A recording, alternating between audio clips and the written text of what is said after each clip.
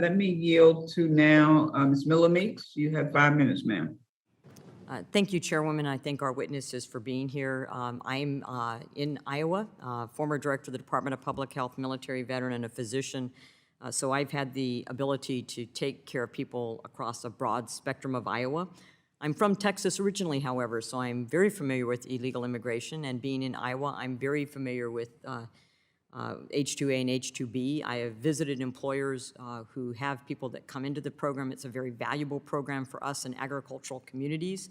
And I've also spoken with the workers at those farms and at those dairies who like the job that they're doing. I've been able to take them aside to try to get information individually from them about their working conditions as well.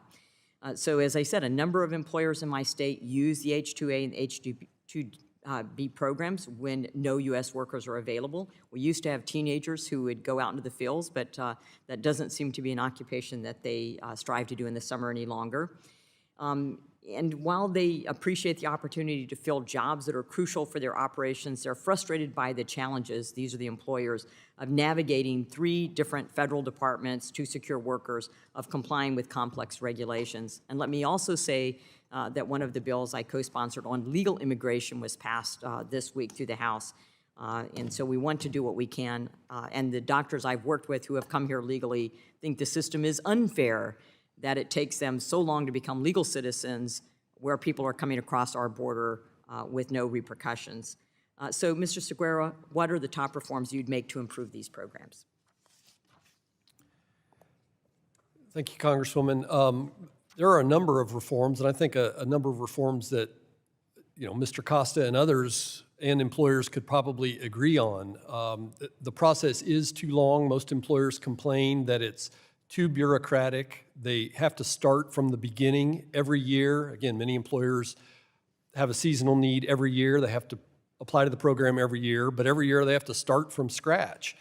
The government should build a database, should have information to be able to quickly verify that they have a seasonal need, that they're offering the correct wage, and the process could be sped up rather than taking 3 months. It could certainly be cut down.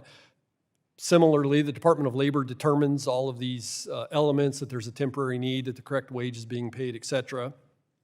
Once you clear that hurdle, you go to the Department of Homeland Security, and they determine all the same stuff over again.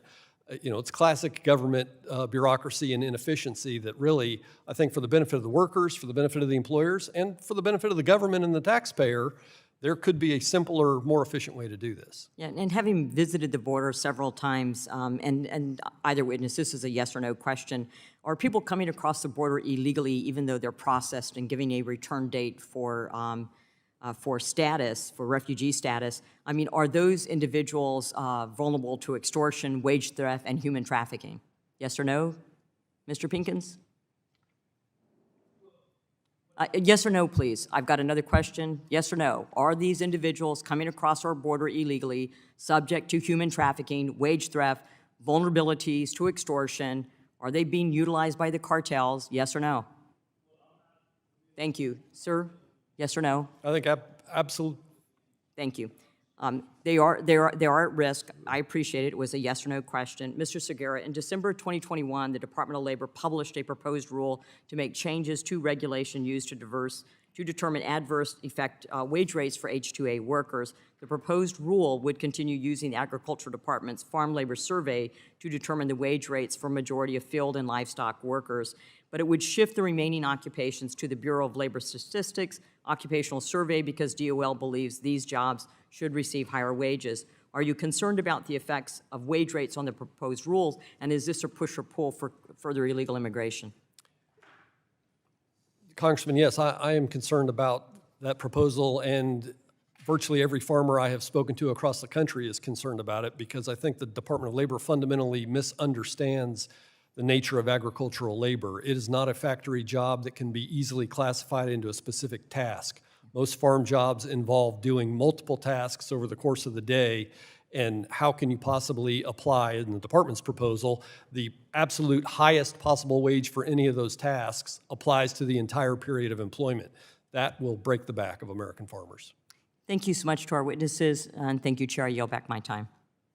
Thank you. Once again, now to 5 minutes to